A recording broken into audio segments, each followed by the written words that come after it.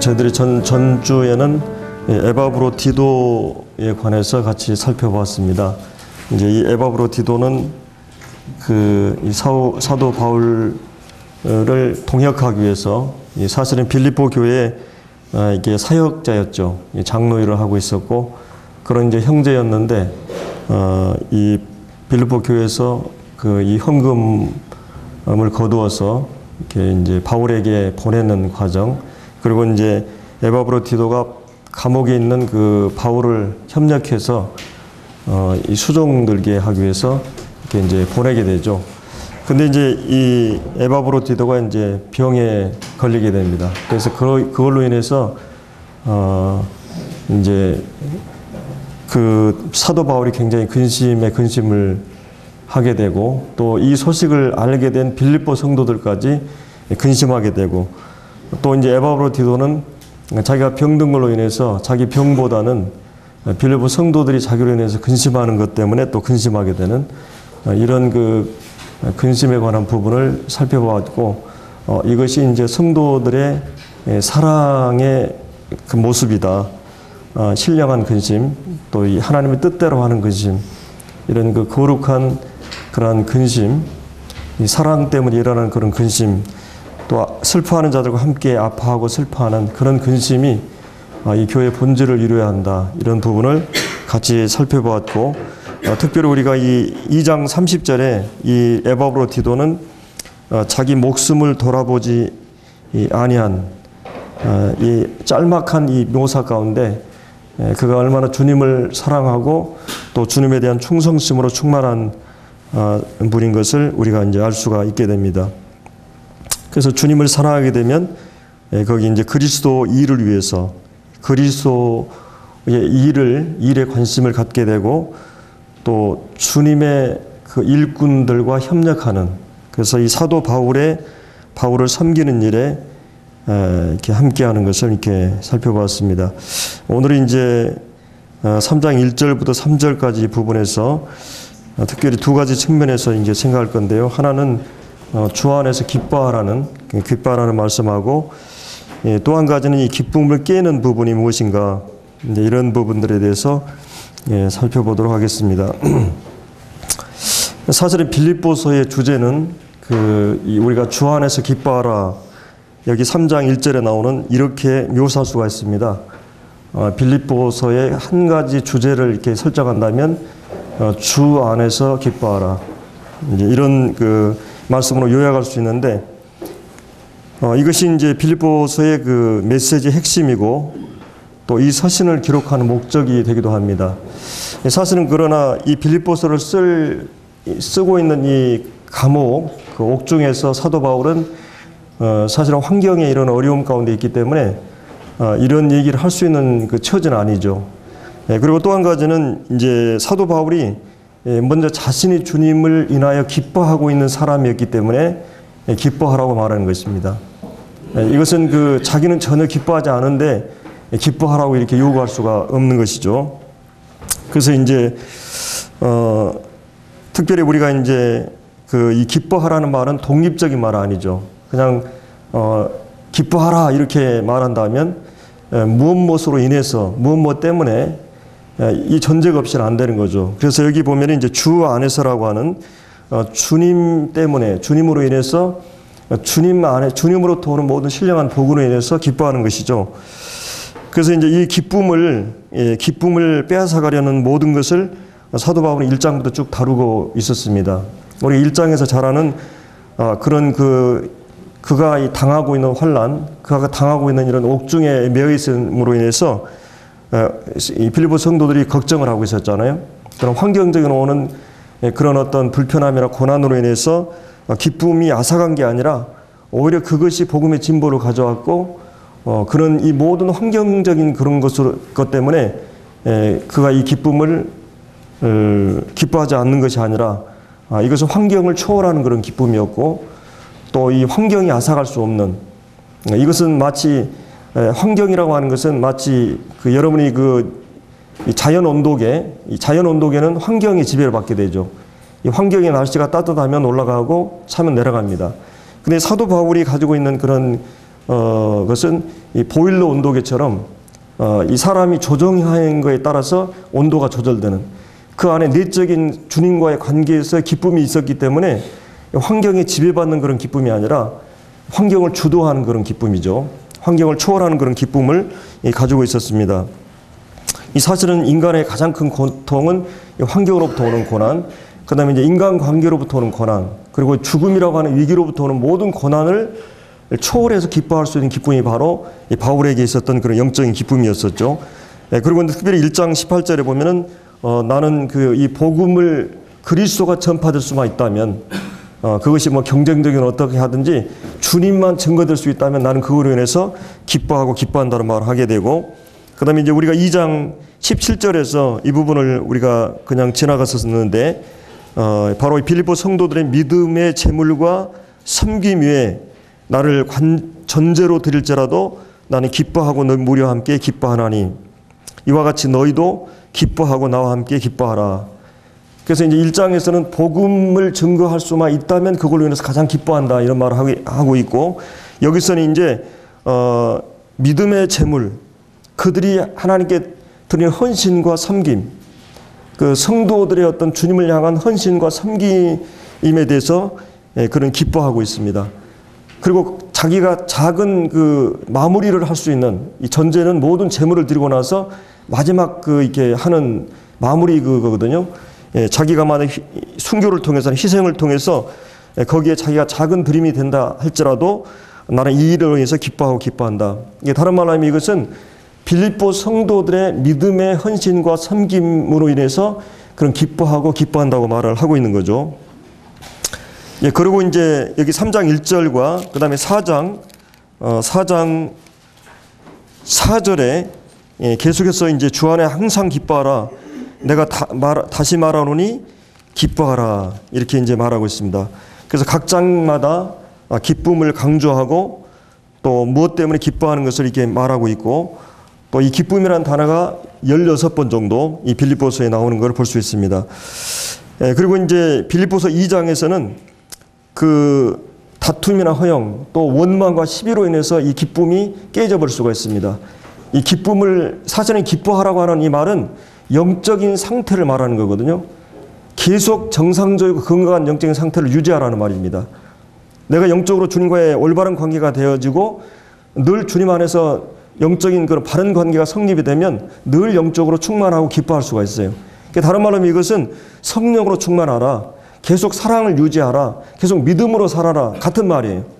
이 기뻐하라는 말은 계속 주님과의 올바른 관계에 있을 때만이 이런 상태를 유지할 수 있는 거죠. 그래서 이 주 안에서 기뻐하라. 근데 이제 이 기쁨을 앗아가는 이 다툼이나 허영, 원망과 시비 문제를 2장에서 다뤘죠. 근데 이제 사도 바울은 이 모든 문제는 그리스도의 마음을 품게 되면 계속 이 기쁨을 유지할 수 있다고 하는 그 원리를 2장에서 말씀을 했습니다. 이제 3장에서 또 기쁨을 앗아가는 그 위기가 뭐냐, 바로 2절에 나오는 유대주의거든요. 율법주의나 유대주의. 그래서 이것은 여기서 얘기하는 이 유대주의는 율법을 지켜가지고 구원받을 수 있다고 하는, 또 한 가지는 은혜로 구원받은 성도들에게 할례나 율법을 지켜야 구원이 완성된다고 하는 이런 그 유대주의자들이 이제 이 교회 안에 침투하고 있었습니다. 그래서 이제 사도 바울은 그런 부분에 대해서 3장에서 사실은 쭉 그 3장 전체에서 이 부분을 다뤄주고 있거든요. 그리고 이제 4장에서는 또 이 기쁨을 깨는 부분이 염려예요. 염려하는 부분. 우리 끊임없이 어떤 삶에 대한 염려가 찾아오는데 그런 이제 염려에 대한 부분, 또 궁핍했을 때, 또 풍부했을 때 우리는 영적인 상태가 깨어져 볼 수가 있거든요. 그래서 이런 부분에 대해서 이 사도 바울은 빌립보서 4장에서 나는 모든 것 가운데서 자족하는 비결을 배웠다. 풍부에 처할 때도 이 궁핍에 처할 때도 일체의 비결을 배웠다. 자족하는 비결.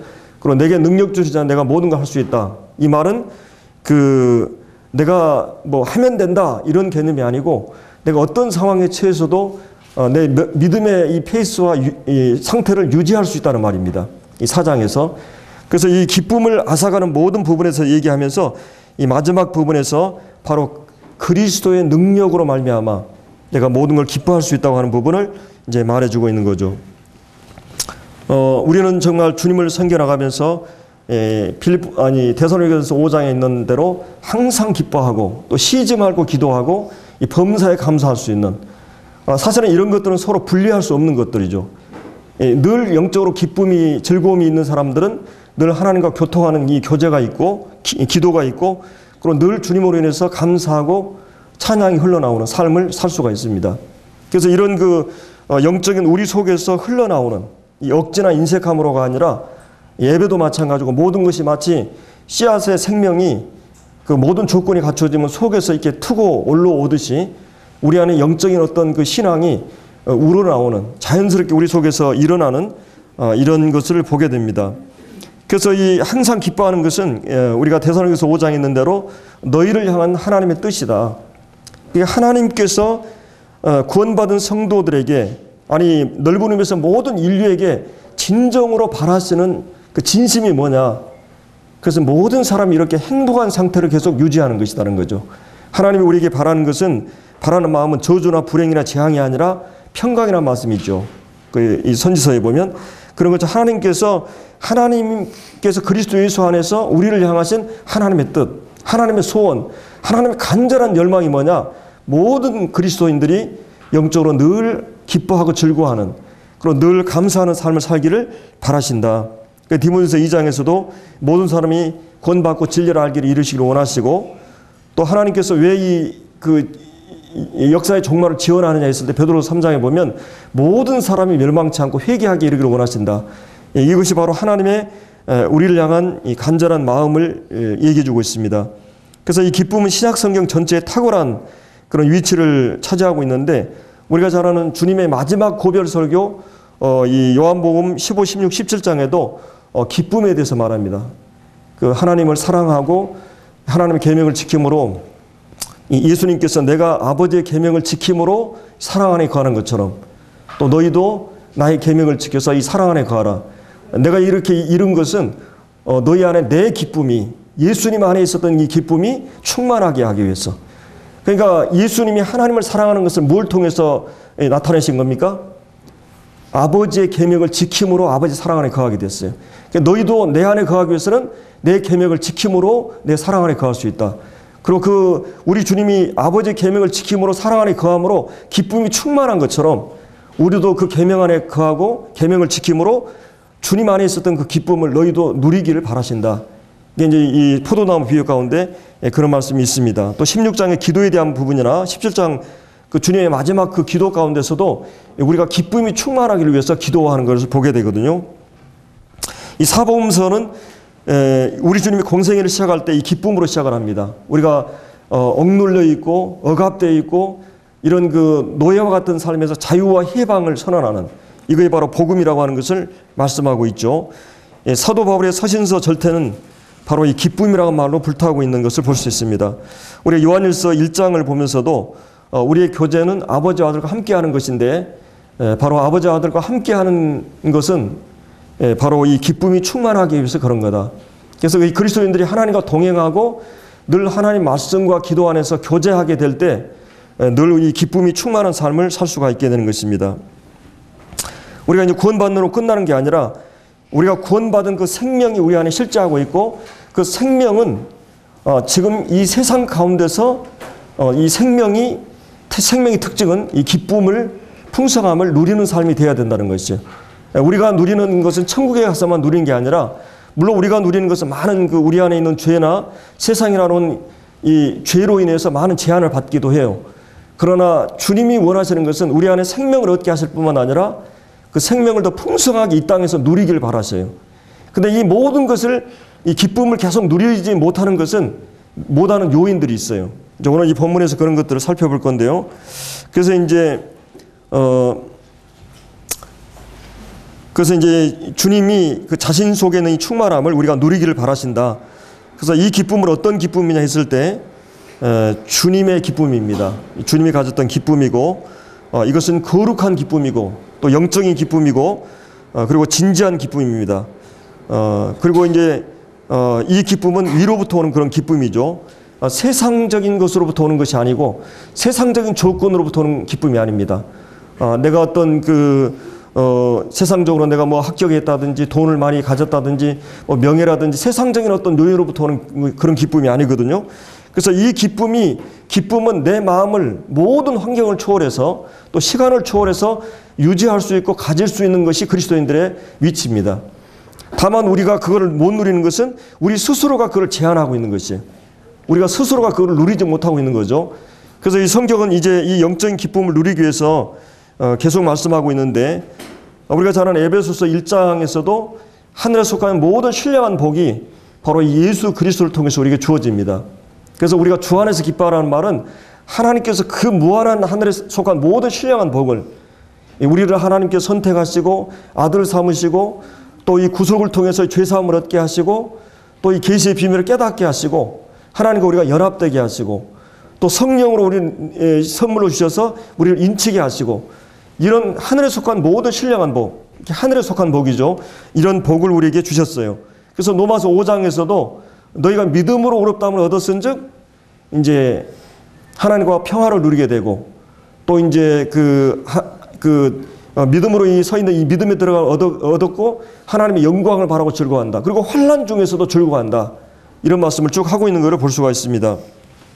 그래서 사실은 여기서 얘기하는 이 주 안에서 이 기뻐하는 것은 이제 이런 영적인 성격의 기쁨, 예수 그리스도로 말미암아 오는 기쁨, 그리고 말씀을 깨닫고 말씀이 인격화되면서 오는 기쁨이에요. 영적인 성격의 기쁨이죠. 그래서 이제 이 기쁨은 여기 이제 특별히 그 9절에 한번 보세요. 3장 9절에 보면 그 안에서 발견되려 하매니 내가 가진 의는 율법에서 난 것이 아니요 오직 그리스도를 믿음으로 말미암은 것이니 곧 믿음으로 하나님께로부터 난 의라. 우리에게 있어서 이 기쁨이라고 하는 것은 어떤 기쁨인가? 주님으로 말미암은 기쁨인데, 이 환경을 초월하는 그런 기쁨인데, 여기서 이 주 안에서 기쁨은 이런 예를 들어서 우리가 이제 어떤 암이라든지 불치병, 정말 사형 선고를 받을 만큼 그 위험한 그런 질병에 걸렸을 때, 만약에 이 질병은 어떤 특별한 특효약을 통해서나 어떤 훌륭한 의술을 통해서 치료가 될 수 있었다. 여러분의 생명이 불과 뭐 한 30년, 40년 더 연장하는 이 땅에 사는 그 삶에도 얼마나 그것이 우리에게 기쁨이 돼요. 내 나머지 70년, 80년이라는 생애를 보장받고 살 수 있다고 하는 것 때문에 이것이 얼마나 우리에게 기쁨이 됩니까? 여러분들 예를 들어 밤길을 가다가 어떤 작은 구덩이가 있는데 컴컴할 때 모르잖아요. 그래서 헛발을 디디면 그냥 깜짝 놀래가 넘어지고 그러는데, 만약에 이번에 여러분들이 서울에 가보니까 무슨 그 도로에 그냥 도로가 갑자기 무슨 패여가지고 오토바이가 막 달리다가 갑자기 피어가지고 이게 구멍이 생긴 거죠. 가다가 그냥 오토바이 굴이 들어가는 거예요. 주변의 사람들이 그걸 보고는 갑자기 사람이 방금 오토바이가 가다가 일이 빠졌다는 거예요. 바로 직사를 한 거죠, 이 사람은. 거기에 아무런 어떤 그 경고장치나 이런 것도 없이. 만약에 그분이 사실은 우리 어떻게 보면 우리 인생은 그런 인생을 살고 있거든요. 앞으로 우리가 어떤 삶을, 어떤 운명이 우리를 기다리고 있는 걸 모르고 이제 살아가고 있는 거죠, 모든 사람은. 그럼 우리 그리스도인들은 그걸 알고 있는 자들이죠. 알고 있는 자들로서의 안타까움이 있고 또 우리가 말해야 될 그런 사명과 책임이 있는데, 만약에 우리가 어두운 밤을 가다가 그런 위험에서 우리가 건증받았다고 생각을 해봐요. 여기서 내 인생이 끝나버리고 모든 것이 여기에 그냥 매장되는 그 상황에서 내가 거기서 구출받았다고 생각한다면 얼마나 그것이 기쁨이 되겠어요. 사실은 그러나 우리가 얻은 구원은 이 암에서 치료받는 것보다, 그런 위험한 상황에서 구원받는 것보다 이 지옥이라고 하는 불구덩에서 얻은 구원을 갖고 있는 자들이거든요. 그러니까 우리 그리스도인들은 영원한 기쁨을 누릴 수 있는 모든 조건이 갖춰졌어요. 그리스도인들은 사실은 이 죽음도 어떤 고난이나 어려움도 역경도 사실은 그게 문제가 될 수가 없어요. 궁극적인 모든 것이 해결된 생명을, 영원한 생명을, 하늘의 생명을 가지고 있는 자들이기 때문에 우리는 기뻐할 수 있습니다. 예를 들어서 우리가 어떤 빚에 묶여 있다고 생각해요. 저도 이 빚을 지고 살지 않는 원칙을 가지고 지금까지 살아왔는데, 저도 이제 옛날에 그 빚을 조금 뭐 몇만 원 뭐 이렇게 친구들한테 이렇게 뭐 이런 적이 있는데, 빚을 지면 참 부담스럽죠. 어떤 형제이 불가피하게 사업을 하다가 어떤 빚을 진다든지 그러면 그것이 참 사람이 눌리게 되고 그 얼마나 그런 어떤 마음의 부담이 가요. 근데 만약에 항상 그것 때문에 쫓기고 눌리고 늘 마음에 그 부담을 갖고 있는 사람들이 이 빚에서 완전히 청산됐다. 사실 우리는 빚진 자들이거든요. 죄의 빚을 지고 죄 때문에 영원히 이제 사망을 당할 수밖에 없는 운명을 가지고 사는 자들인데, 그래서 이 성경에 보면은 이런 주님이 많은 병자들을 치유하잖아요. 그 시대에 의학적으로 고칠 수 없는 문둥병자나 이런 많은 질병들을 치료해 주는데, 사실은 그것은 영적인 것들을 설명해 주기 위한 거거든요. 사실은 이 질병은 다 죄로부터 온 거잖아요. 근데 이 모든 그들이 주님의 치유의 그 능력을 경험하고 어떻게 됩니까? 얼마나 기뻐하고 날뛰고 뛰면서 하나님께 찬양을 합니까? 우리에게는 그 영원한 기쁨이, 그 문둥병자들이, 그 중풍병자들이, 그 소경들이, 그 혈루병 여인들이, 그리고 이 야이로 딸이라든지 그 많은 이 귀신에서 노인받는 그런 분들에게 평생 그들에게 그날은 잊을 수 없고, 그리고 그날 때문에 자기들은 오늘의 이런 아름다운 삶이 주어져 있고, 그들에게는 이 기쁨이라고 하는 것은 평생 유지할 수 있는 기쁨이에요. 우리에게 그런 기쁨이, 영적인 그런 기쁨이 있어요. 우린 빛을 청산을 받았고, 우리는 이 자유와 해방을 맡게 되었고, 진정한 이 생명을, 영생을 얻게 되었고, 이제 우리에게는 이 모든 기쁨을, 영적인 기쁨을 가지고 있는, 믿음으로 이제 의롭다함을 얻고, 죄사함 받고, 하나님 관계가 회복되었으며, 하나님과 함께 영원한 그런 이 교제, 동행을 할 수 있는 유리한 조건에 있는 것입니다. 얼마나 놀라운 기쁨을 가지고 있어요. 그리고 여러분들이 만약에 살아가면서 어떤 데 기쁘냐 하면은, 우리 형제님들이나 또 우리 자매님들도 요즘 맞벌이 하는 분들이 많은데, 월급 탈 때 얼마나 기뻐요.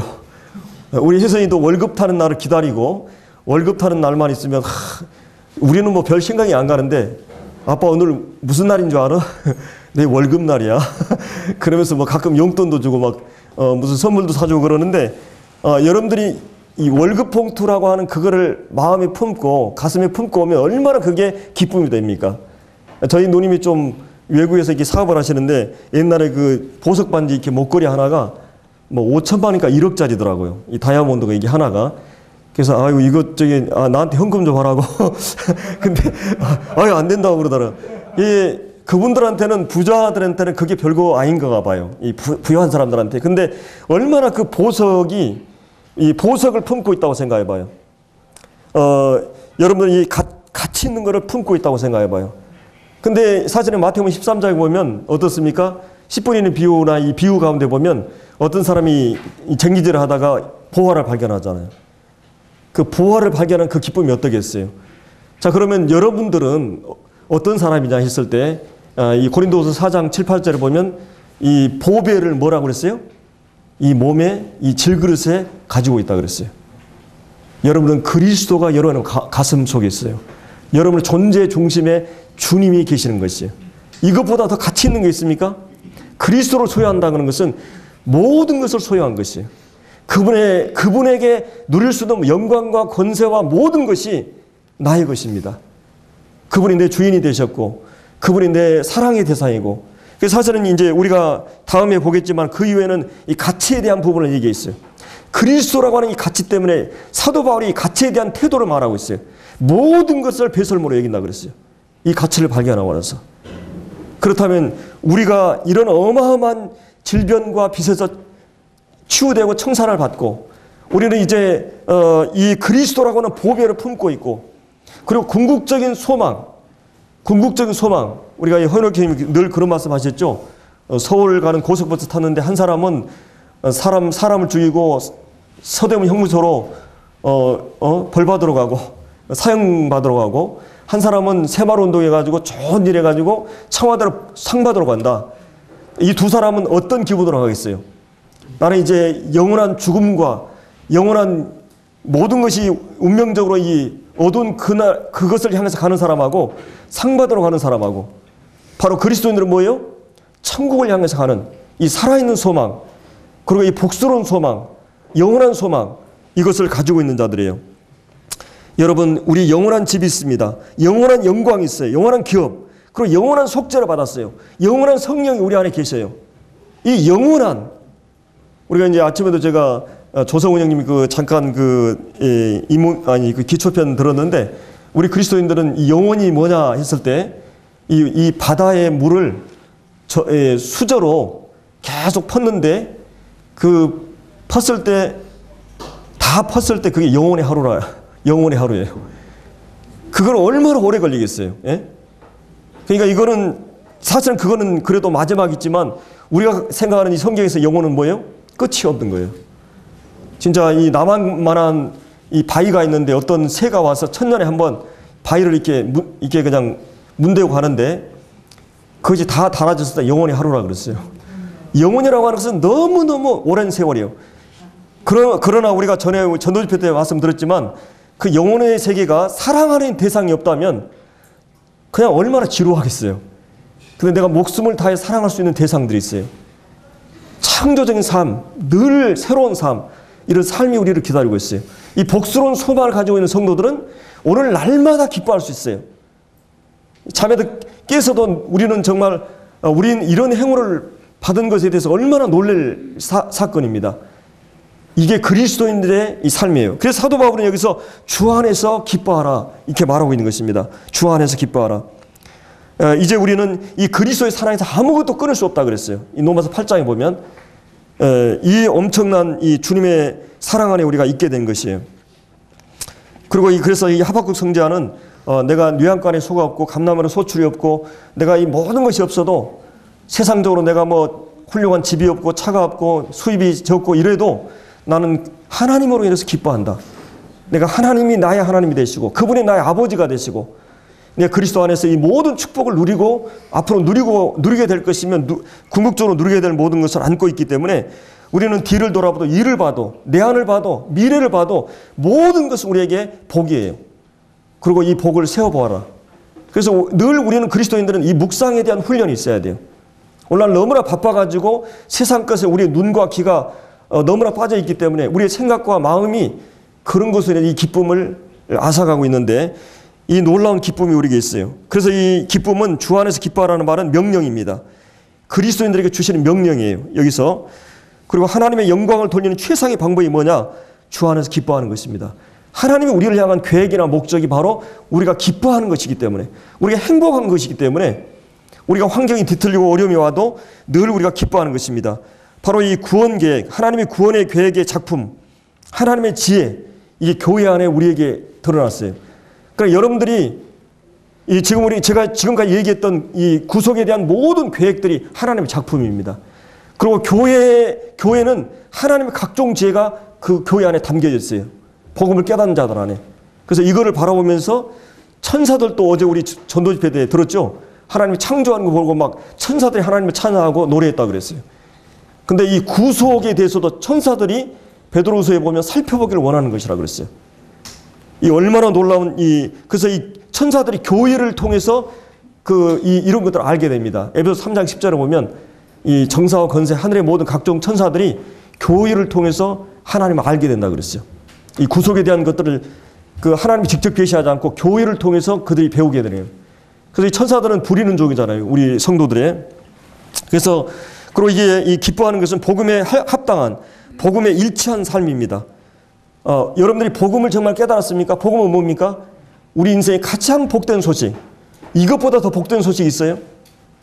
우리의 그 존재 근원부터 완전히 해결되고 궁극에 대한 모든 문제가 해결된 이 영광스러운 복음이 우리 안에 왔을 때, 누가복음 2장에 보면 천사가 온 세상에 미칠 큰 기쁨의 좋은 소식, 이게 예수 그리스도 오신 것을 말하고 있어요. 여러분 안에 이 기쁨이 늘 꽃피우고 늘 이 기쁨의 노래가 있어야 됩니다. 그래서 바로 우리 존재는 그래서 광고가 되는 것이에요. 우리의 삶은 곧 광고예요. 하나님께서 우리를 그런 복음을 담아놓고 복음을 누리고 복음을 표현하고 복음 안에서 살기를, 복음에 합당한 삶을 살기를 원하셨고, 이런 합당한 삶을 살 때 하나님께서 가장 기뻐하시고 영광을 받으셔요. 이건 환경을 초월한 기쁨이다 그랬어요. 그리고 어떤 고난과 역경 속에서도 이 사실 때문에 우리는 웃을 수가 있어요. 그렇지 않아요? 내가 가장 최악의 상황이 되고 내가 모든 걸 세상 다 잃어버려도, 사도 바울이 그 화려한 모든 것을 다 배설물로 여기고 이래도 그런 정말 이 초라한 옥 중에서 그에게 남은 것은 생필품까지 다 잃어버린, 모든 소망의 조각을 완전히 산산이 부서져 버린, 그러나 그리스도 한 분 때문에 그는 기뻐할 수가 있었어요. 그리고 이 사랑은 이 기쁨이죠. 이 사랑은 이 생각하는 양인데 주님을 생각하면 할수록 우리는 기뻐할 수밖에 없는 것입니다. 그래서 이 여호와를 기뻐하는 것이 뭐라고 그랬어요? 너의 힘이라고 그랬어요. 하나님을 기뻐하는 것, 이것은 하나님을 사랑함으로 기뻐하는 것입니다. 하나님을 경외하고 하나님을 신뢰하기 때문에 오는 기쁨이에요. 그래서 우리의 모든 능력은 바로 하나님을 기뻐하는 데서부터, 하나님을 아는 데서부터 오는 기쁨인 것입니다. 그래서 이제 시편 37편에 보면 하나님은 자기를 기뻐하는 자들의 소원을 이루어 주신다 그랬어요. 물론 이 소원은 하나님께서 우리 안에 성령을 통해서 일으키는 소원이죠. 하나님 뜻대로 하는 소원, 하나님 기뻐하시는 소원을, 그리고 우리의 모든 기도응답의 비결이 바로 하나님을 기뻐하는 것입니다. 그리고 우리가 하나님으로, 주님으로 빠져있을 때 이 기쁨이 오는데, 주님으로 빠져있을 때 나를 잊어버려요. 여러분이 사랑하게 되면 나를 잊어버립니다. 대부분 우리는 많은 시간 동안에 나에 대해서 예민하고 자존심, 나에 대해서 예민해요. 많은 나로 인해서, 내가 어떻게 대우받는 나로 인해서 괴로워하고 있어요. 그런데 이 모든 괴로움을 잊을 수 있는 것은 그리스도를 바라보고 그리스도를 생각하는 것입니다. 그래서 자기 연민에 빠고, 자기 좌절감에 빠고, 왜 나는 이럴까 막 이런 열등감, 이 좌절감에 절망의식에 빠는 거죠. 그러나 그리스도를 바라보고 그리스도를 생각하게 될 때 우리 기쁨을 회복할 수가 있는 것입니다. 그래서 이 주님께서 이 주 안에서 어떻게 기뻐할 수가 있는가? 그것은 우리를 향한 하나님의 사랑을 늘 인식하는 것입니다.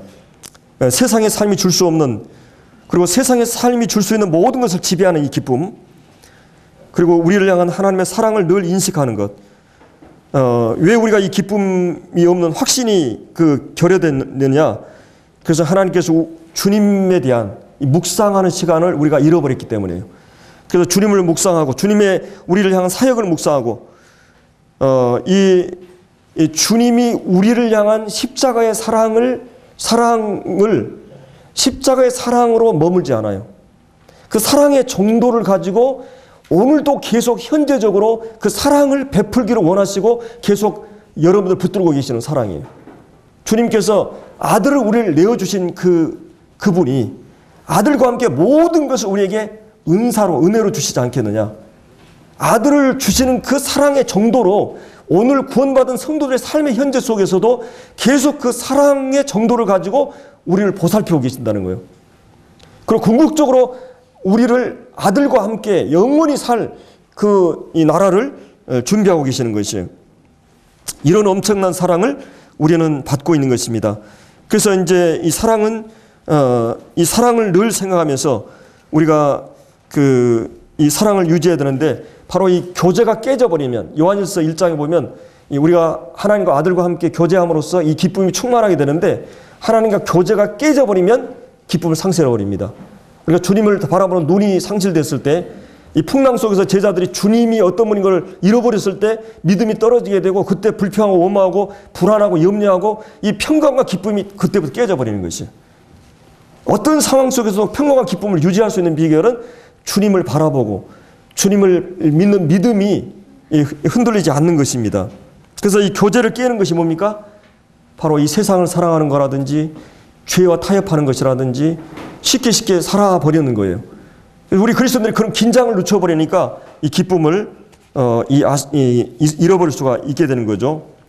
그래서 이제 우리가 이 기쁨이란 무엇인가, 기쁨의 성격에 대해서, 또 왜 우리가 기뻐해야 되는가, 우리가 어떻게 기뻐해야 되는가, 이 기쁨에 대한 문제를 쭉 다뤘는데, 이제 2절부터는 이 기쁨을 여기서 이제 너에게 같은 말을 쓰는 것이 내게는 수고름이 없고 너에게 안전하다. 이 부모들은 늘 잔소리를 하죠. 여러분의 이 모세오경도 계속 반복됩니다. 모세오경에서 같은 사건들이. 사복음서에도 한 권만 써도 되는데 4권을 써놨어요. 물론 하나님의 어떤 예수 그리스도를 여러 각도에서 기록했지만 하나님의 마음은 계속 반복하는 것이죠. 이 서신서도 사도 바울이 에베소서, 빌립보서, 갈라디아서에 쭉 얘기하지만 어떤 경우는 이 사랑이라는 주제를 충분하게 쓰고 어떤 경우는 믿음이라는 주제를 충분히 써요. 서신서마다. 그러니까 같은 주제를 다 반복하고 있거든요. 본질적인 메시지는 거의 같은 메시지들이에요. 왜 하나님께서 이렇게 반복하십니까? 사도 바울이 얘기한 것처럼 이것이 사랑 때문에 나는 수고로움이 없지만 너희들이 안전하기 때문에 계속 귀에 못이 박도록 주님이 계속 말씀하시는 거예요. 이걸. 그래서 여러분들이 이 주님 안에서의 삶을 계속 살아가게 하기 위해서 그렇게 하는 것입니다. 자, 그러면 이제 2절에 이제 보면은 2절에서는 이 기쁨을 깨는 게 뭐냐면 개들을 삼가고 행악자들을 삼가고 그 다음에 몸을 상해하는 자들을 삼가라 이렇게 말하고 있어요. 자, 삼가란 말이 몇 번 나옵니까? 네, 3번.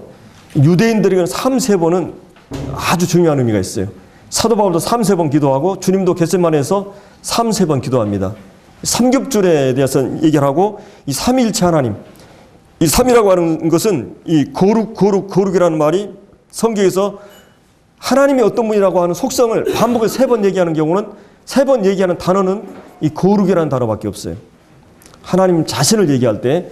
근데 여기에 나오는 이 삼가라 하는 말인데 여기서 얘기하는 이 사람들은 다른 사람을 얘기하는 게 아니에요. 한 종류의 사람들을 특징을 여러 가지 각도에서 말하는 것입니다. 자, 여기서 이제 이 부모가 마치 어린 자식이 잘못된 음식을 먹을까봐 또 이 잘못된 사람들의 여러분들이 이 문방구 같은데 그 초등학교 같은 데 보면 이 불량식품 많이 팔잖아요. 그래서 막 매스컴에서 계속 얘기하고 그런데도 얘들은 막 우선 달고 이러니까 막 먹는데 굉장히 안 좋은 거죠. 그런 게. 뭐 이렇게 암을 유발하는 그런 물질들이 있고 그러는데 근데 이 부모들은 만약에 그런 걸 알게 되면 어떻게 했어요? 계속 잔소리 하겠죠. 너 그거 먹지 말라고. 그런 것처럼 이 사도 바울이 이 빌보 교회 성도들에게 이 빌보 교회 안에서 이 거짓 교사들이 유대주의적 교사들이 침투하고 있었어요. 그래서 이 교회를 혼란시키게 하고 사실은 사도 바울이 1차 전도여행을 끝내고 안디옥에 돌아왔잖아요. 근데 갈라디아 이 지역에 이 지금의 터키의 남부 지역이죠.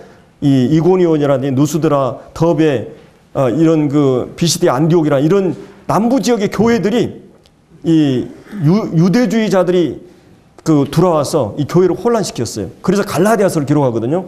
사실은 오늘 이 본문은 갈라디아서를 한 2구절에다 요약해 놓은 거고요. 여러분 이 구절을 제대로 해석하려면 갈라디아라는 성경 전체를 보면 좋아요. 갈라디아서는 집중적으로 갈라디아주의, 이거를 이제 율법주의라 그러죠. 유대주의. 이것은 율법을 지킴으로 구원받을 수 있다. 또 한 가지는 구원받은 성도들이 할례를 받거나 율법을 지킴으로써 구원을 완성할 수 있다. 이런 사상이 이 초대교회를 침투하고 있었어요. 그래서 바울은 지금 이 부분을 이제 다루고 있거든요. 이 부분을 다루면서 너무나 중요하기 때문에 그 마음에 깊은 인상을 받을 만한 이 말들을 하고 있습니다. 그 강력한 표현, 이 강력한 이 언어가 여기 나오고 있죠. 사실은 사도 바울은 이렇게 난폭하고 잔인한 사람은 아니거든요. 이 사실은 방금 우리가 2장에서 봤지만 얼마나 사랑의 사도였어요. 은혜와 관용과 온유가 넘치는 그런 사도였어요. 그 동역자가 아플 때 그는 정말 근심의 사이야. 하나님 긍휼을 구하는 그런 사람이었거든요. 그렇게 점잖고 애유 바르고 신사적인 이런 분이 쉽게 사용할 수 없는 언어들을 나열하면서 강렬한 언어들을 동원하는 것은 이게 너무나 중요하기 때문이에요. 여기 바로 개들을 제가 전에 얘기했지만 개 XX들이에요. 개들이에요. 이게 이 얼마나 지금 이 분노감이 있는지 몰라요. 사실은 이 갈라디아서는 어떻게 얘기하죠? 천사들이라도 만약 이 복음, 다른 복음 전하면 저주를 받는다. 다른 복음, 다른 예수, 다른 영을 전하면 저주를 받는다. 이런 말이에요. 엄히 경고한다. 막 이런 말을 합니다. 그러니까 이 선서 전체에 보면 바울이 다른 것은 참 온유한 그런 사도였잖아요. 근데 복음의 영광을 훼손하는 그 어떤 가르침이나 사상에 대해서도 가만히 있지 않습니다. 거기에 분노가 막 일어나요. 사도에. 사실은 여기 이 표는 그런 말입니다. 이 개들은 이 탐욕 가득하고 이 바리새인들이죠. 이 입으로는 거룩하게 말하면서 정말 그들은 탐욕과 돈과 이 강도의 구려를 막는 해찰한 무덤과 같은 들개들, 이 바람 피우는 이 들개들처럼 토한 것을 다시 먹는 것처럼 이 거룩하지 않는 가장 더러운 이 개들로 말하고 있어요. 가장 우리가 사람을 욕할 때 개 뭐라고 그러잖아요. 예, 이 사람도 아니다는 거예요. 이게 지금 사도 바울이 그런 지금 강렬한 용어를 사용하고 있어요. 이 복음의 영광을, 예수 그리스도는 충분해요. 예수 그리스도는 완전해요. 그 예수 그리스도 왜 지금 추구하는 것에 대해서 100%의 은혜로 구원받은 이 복음에다가 뭔가 추구하는 것에 대해서 이건 말도 안 되는 것이지. 사도 바울의 생애 속에 가장 충격적인 단어가 은혜라는 단어입니다. 그래서 이 복음을 그런 은혜의 복음이라고 그랬어요. 인간의 행위나 인간의 어떤 노력이나 인간의 어떤 것이 1%도 들어가지 않아요. 거기는 하나님의 전적인 은혜요, 값없이 주신 이 은혜의 복음, 거기다 추구하는 것들에 대해서 견뎌하지 못합니다. 그리고 여기 두 번째는 행악자라는 말이에요. 사실은 이 사람들은 그렇게 이 종교인들은 그렇게 나쁜 사람들이에요. 사회적으로는 모범적으로 인정받은 사람들이었어요. 훌륭한 교양인들이었어요. 지성인들이었어요. 근데 왜 그들에게 행악자라고 그럽니까? 도덕적으로 훌륭한 사람들이었습니다. 이 사람들이. 복음의 교리에 있어서 잘못되면 절대 용납을 못하는 것이죠. 이 부분에 대해서는. 겉으로 양의 털을 쓴 이 포악한 이 이리같이 이 악한 목적을 가지고 접근한 이 사람들에 대해서 그런 이 분열을 초래하고 이것은 복음에 일치된 삶이 아니에요. 이 부분에서 바울은 견뎌하지 못합니다. 행악자들이라고 얘기하고 있어요. 악한 자들. 그리고 세 번째는 이 몸을 상해하는 자들. 이게 이제 이 손할례당이라고 그러죠. 예, 여기서 이제 이 손할례당은 거기 3절 하반절에 육체를 신뢰하는 것. 여기서 육체는 사람의 몸을 얘기하는 게 아니라 이 육체와 관련된 것을 의지함으로써 나가려고 하는 것이에요. 복음 외에 자기 육체의 어떤 노력이나 어떤 것 모든 걸 얘기해요. 이게 사실은 사도 바울이 4절에 육체를 실만한 것이 나에게도 있는데 하면서 쭉 7가지가 나열하죠. 뭐 나는 어떤 지파예요. 이게 다 자기가 인간적으로 신뢰할 수 있는 모든 육체를 신뢰할 만한 것들이에요. 그건 배설물이다. 아무것도 아니다. 내가 이런 사람이었다 사실은. 그러나 이것도 육체를 신뢰하는 것은 아무것도 아니라고 이렇게 말하고 있습니다. 다른 말로 이것은 뭐냐면 할례를 받아야 구원을 받는다는 말이에요. 자, 그러면 구약에서 이 할례는 언제 주어졌습니까? 아브라함에게. 아브라함이 하나님께 선택하셨어요. 그 다음에 하나님이 부르셨어요. 하나님이 그를 믿음으로 의롭다함을 했어요. 창세기 12장에 보면 하나님께서 그를 불러내시고 갈대아 우르에서. 그리고 창세기 15장에 와서 믿음으로 의롭다함을 얻어요. 내가 하늘의 별처럼 너희 자손이 많고 모래처럼 많다고 그러니까 아브라함이 하나님이 그 말씀을 그대로 믿어요. 그러니까 하나님께서 그 믿음을 의로 여기셔요. 그리고 이제 소금 언약을 합니다. 이 솔개 가지고. 그때 그 믿음으로 의롭다함을 얻은 것은 칭언은 바로 그때예요. 그러니까 하나님의 부르심이 먼저예요. 그래서 이 로마서 8장 29절에 보면 하나님께서 너희를 택하시고 너희를 부르시고 너희를 의롭다 하시고 너희를 영화롭게 하셨다. 그 사이에 성화가 있죠. 그러니까 이런 이 단계가 아브라함에 있었어요. 그러면 하나님께서 그렇게 한 다음에 17장에 할례가 나와요. 그러면 너희가 하나님의 자녀라고 하는 것을 너희는 하나님의 자녀다. 이거를 증표로서 할례를 준 거예요. 할례를 받았기 때문에 자녀가 된 게 아니고 하나님의 자녀이기 때문에 증표로서 인으로서 주인 거예요. 여러분 이 구원 받으니까 성령을 인쳐 주셨어요. 에베소 1장 13, 13절에 보면 성령으로 인쳤다는 말이 있어요. 구속의 날까지 인쳤다는 말이 있어요. 그러면 여러분의 구원을 받으니까 하나님께서 성령을 선물로 주시면서 여러분의 성령을 내주게 하신 것은 도장 받은 거와 마찬가지예요. 세상에 사람들이 많은데 우리 그리스도인들 보면 하나님이 성령이 거하는 걸 보고 저 내 자식이구나. 내가 도장 찍은 사람이구나. 딱 알아봐요. 여러분이 판매할 때 쌀가마니 우리가 책 살 때 책에다가 뭘 받아요? 도장을 박죠. 1등품, 2등품 이런 것처럼 또 내 것이라는 소유권에 대한 그럼 하나님께서 도장을 받았는데 성령을 여러분 안에다 내주게 하셨어요. 그럼 인친 겁니다. 그러니까 여러분의 자녀이기 때문에 자녀라고 하는 것이 보증됐기 때문에 인을 친 거예요. 여러분이 할례를 받았기 때문에 율법을 지켰기 때문에 자녀가 된 게 아니라 하나님의 자녀가 되었기 때문에 할례를 받게 되었어요. 그 다음에 하나님의 자녀가 되었기 때문에 율법을 주셨어요. 율법이 왜곡됐죠. 사실은 하나님이 애굽이라고 하는 홍해라고 하는 과정을 통해서 그들을 구원시키거나 시내산에서 율법을 주셨어요. 구원받은 성도들에게 율법을 지킴으로써 율법은 뭐냐? 아까 제가 이 요한복음 15장에 얘기했던 나의 계명을 가지고 지킴으로써 내가 하나님을 사랑하는 것을 계명을 지킴으로써 사랑 안에 거하는 것처럼 너희도 계명을 지킴으로 사랑 안에 거하라. 그러니까 너희가 하나님의 자녀이지 않느냐? 계명을 지킴으로 사랑 안에 거하라. 그 율법이라고 하는 것은 뭐냐면 하나님의 자녀들에게 주신 계명으로서의 율법이에요. 이 율법은 뭡니까? 하나님 사랑하고 이웃 사랑하라는 말이에요. 결국은 우리가 하나님의 자녀이기 때문에 자녀들에게, 구원받은 자녀에게 계명을 주셨어요. 하나님 사랑하고 이웃 사랑하라고. 그러니까 율법도 그렇고 이 할례도 그렇고, 물론 이제 이 율법의 어떤 용도나 목적이 구원받지 않은 사람에게는 죄를 깨닫게 하기 목적을 갖지만, 구원받은 성도들에게는 하나님을 사랑하는, 계명을 지키는 자, 하나님 사랑하는 것을 표하기 위해서 주신 거예요. 구원받은 성도들에게. 그렇기 때문에 여기서 이 율법을 구원의 조건으로 제시하는 것은 잘못된 거다. 할례를 구원의 조건으로 제시한 건 잘못되다. 여기 이제 이 3절 하반절에 나오는, 2절 하반절에 나오는 몸을 상해하는 일, 이게 할례거든요. 할례를 받는 걸 얘기하는데, 할례를 받음으로써 구원받는다고 하는 이 가르침이 이 교회에 아주 잘못된 것이다. 이것을 이제 사도가 여기서 이제 말해 주고 있는 것입니다.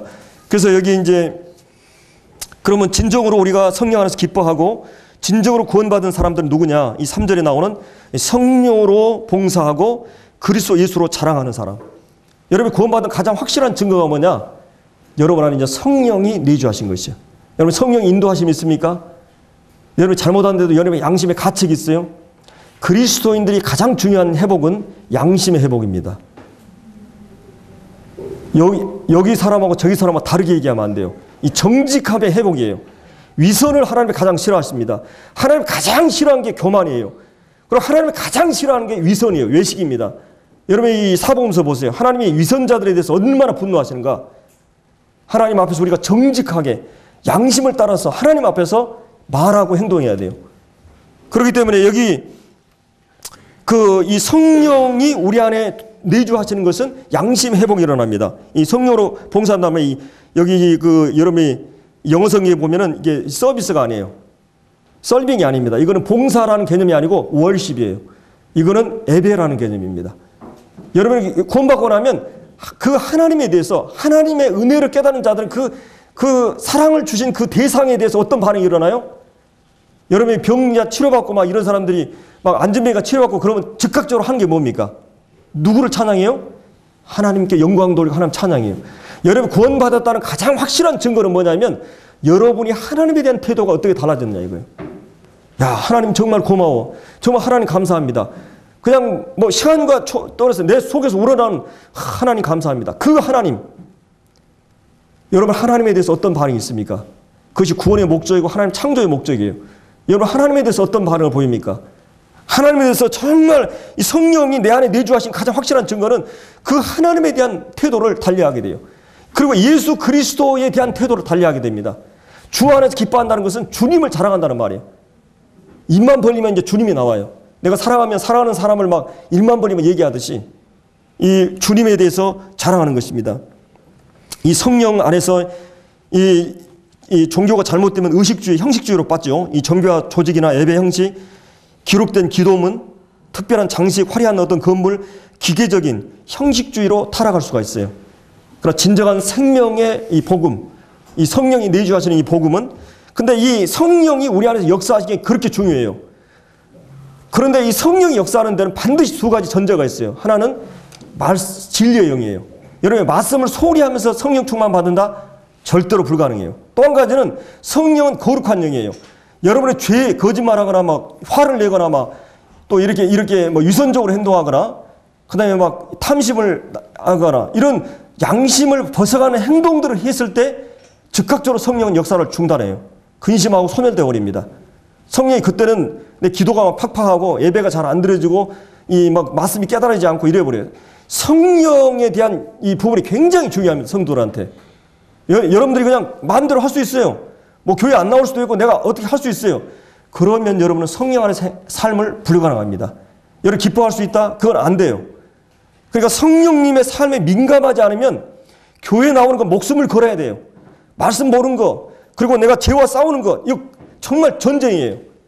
만약 이런 긴장이나 전쟁 의식을 갖지 않는다면 절대 성령 안의 삶이 불가능하고 주 안에서 기뻐하는 삶은 더더욱 불가능합니다.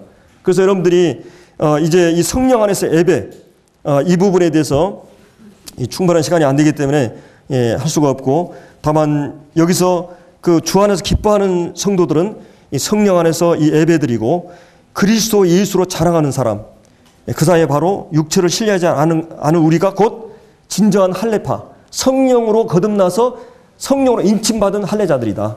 진정한 할례, 그리스도 안에서 하나님께서 구별된 자들이라고 말하고 있는 것입니다. 기도.